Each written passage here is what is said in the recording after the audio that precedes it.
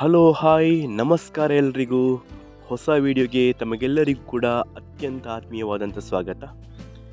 ಇವತ್ತು ನಾನು ಒಂದು ಹಳೆಯ ದೇವಾಲಯವನ್ನು ನಿಮಗೆ ತೋರಿಸ್ತಾ ಇದ್ದೀನಿ. ಭಾಳಷ್ಟು ಹಳೆಯ ದೇವಾಲಯ, ಇನ್ನೂ ಕೂಡ ಅದು ಜೀರ್ಣೋದ್ಧಾರ ಆಗಿಲ್ಲ, ಕೆಲಸ ಕಾರ್ಯಗಳು ನಡಿಬೇಕಾಗಿದೆ ಅಂಥ ಒಂದು ದೇವಾಲಯವನ್ನು ತೋರಿಸ್ತಾ ಇದ್ದೀನಿ.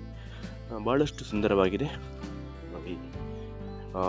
ಗುಂಡ್ಯ ಮತ್ತು ಸುಬ್ರಹ್ಮಣ್ಯ ರೋಡ್ನ ಸೈಡಲ್ಲಿ ಬರುವಂಥ ಒಂದು ಈ ದೇವಾಲಯ ಬಹಳಷ್ಟು ಚೆನ್ನಾಗಿದೆ ನೋಡಿ. ಹಿಂಭಾಗದಲ್ಲಿ ರಸ್ತೆ, ಮುಂಭಾಗದಲ್ಲಿ ದಟ್ಟವಾದಂಥ ಕಾಡುಗಳು.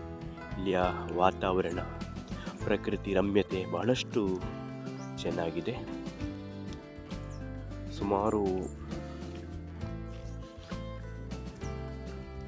ವರ್ಷಗಳಾಯಿತು ಇದು ಜೀರ್ಣೋದ್ಧಾರ ಆಗಿ, ಎಲ್ಲ ಬೀಳುವಂಥ ಸ್ಥಿತಿಯಲ್ಲಿದೆ.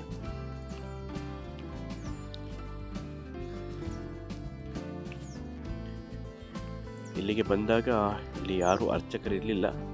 ಇಲ್ಲಿ ಹೋಗುವ ದಾರಿಯಲ್ಲಿ ನನಗೆ ಸಿಕ್ಕಿದಂಥ ದೇವಾಲಯ. ಹೋಗುವಾಗ ಈ ಒಂದು ದೇವಾಲಯ ನನಗೆ ತುಂಬ ಆಕರ್ಷಣೀಯವಾಗಿ ಕಂಡಿತ್ತು, ಹಾಗಾಗಿ ಈ ಒಂದು ವಿಡಿಯೋ ಮಾಡ್ತಾ ಇದ್ದೀನಿ.